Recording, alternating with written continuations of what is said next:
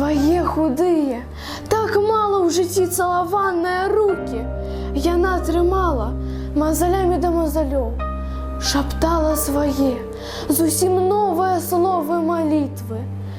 І ў ранішнім святле роднага сонца ясным быў яе твар, хоць па маршчынах міжвольна каціліся слёзы.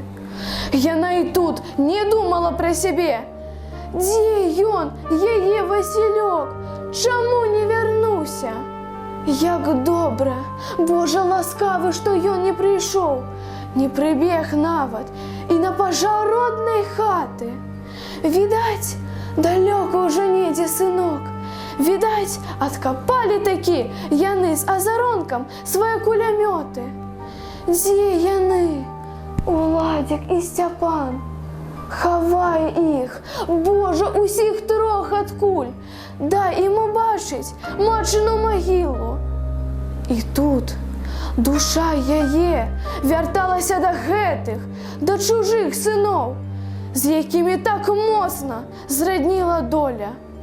Яна чула іх крокі, шорганне босых ног па жвіры, чула і цяжкае дыханне. Яна аддала ім усё, што магла, а тут нават і не азірнешся.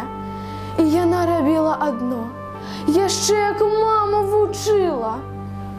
Малілася і за сваіх сыноў, і за чужых, і за сябе.